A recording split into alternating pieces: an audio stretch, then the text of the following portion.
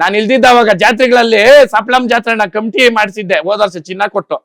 ಇವ್ರೆಲ್ಲಾನು ಗಂಡಸ್ರೆ ತಾನೇ ಇವ್ರು, ಯಾಕೆ ಹೋಗಿ ಮಾಡ್ಬಾರ್ದಾಗಿತ್ತು? ಜನ ರೈತರು ತಗೊಳಲ್ಲ ಅಂತ ಹೇಳಿದ್ರ? ಇವ್ರು ಮಾಡಿದ್ರ? ಮಾಡಕ್ ಒಂದ್ ಸ್ಪೂನ್ಗಳು, ಪ್ಲಾಸ್ಟಿಕ್ ಸ್ಪೂನ್ಗಳು ಕೂಡ ಯೋಗ್ಯತೆಗಳಿಲ್ಲ. ಮೀಡಿಯಾ ಮುಂದೆ ಬಂದ್ ನಿಂತ್ಕೊಂಡು ಮಾತಾಡ್ತೀರ ನೀವು?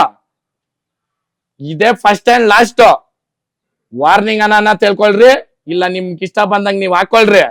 ನಾನು ಹೇಳ್ತಾ ಇರೋದು ಒಂದೇ, ಹಳ್ಳಿಕಾರ್ ಅನ್ನೋ ಪದ ಇಕ್ಕೊಂಡು ಇಲ್ಲ ಇನ್ನೋ ಒಂದು ಮಾಡಕ್ಕೆ ಏನಾದ್ರು ಬಂದಿದ್ದೀರಂದ್ರೆ ನಿಮ್ ಹೆಸರುಗಳೇ ಎತ್ತಿ ಹೇಳ್ಬಿಟ್ಟು ಮೀಡಿಯಾದಲ್ಲಿ ನಾನು ಕುತ್ಕೊಂಡ್ರೆ ಬೇರೆನೇ ಆಗ್ತದೆ.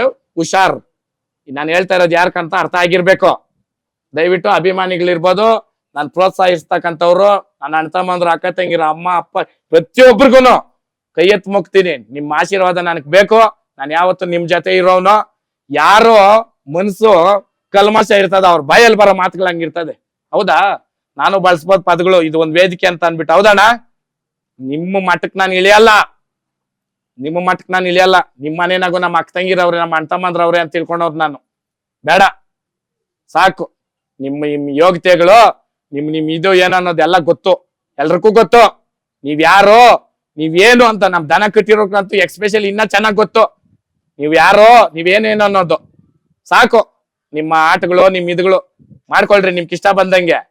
ಆದ್ರೆ ನೀವು ಏನೋ ಕಿಸಿಬೇಕು, ನೀವೇನೋ ಕಾಣಿಸ್ಕೊಬೇಕು ಅನ್ಬಿಟ್ಟು ನಮ್ದು ಎತ್ಕೊಂಡು, ನಮ್ ಸ್ನೇಹಿತರು ಇರ್ಬೋದು, ನಮ್ ಹುಡುಗರು ಇರ್ಬೋದು, ನಮ್ ಅಣ್ಣ ತಮ್ಮಂದ್ರು ಇರ್ಬೋದು, ನಮ್ ಬಳಗನ್ ಯಾರನ್ನಾದ್ರು ಒಬ್ಬರನ್ನ ಎತ್ತಿ ಏನಾದ್ರು ಮಾಡಿದ್ದೀರ ಅಂದ್ರೆ ಅದ್ ಪರಿಣಾಮ ನೆಕ್ಸ್ಟ್ ನಾನು ಎಲ್ಲಿ ಕೊಡ್ಬೇಕು ಅಲ್ಲೇ ಕೊಡ್ತೀನಿ. ಕರೆಕ್ಟಾ ಮೇಡಮ್? ಆಯ್ತಾ? ಇನ್ನೇನಿದ್ರೆ ನ್ಯೂಸ್ ಫಸ್ಟ್ ನಿರ್ಭೀತಿಯಿಂದ ನಿಮ್ಮ ಪರವಾಗಿ.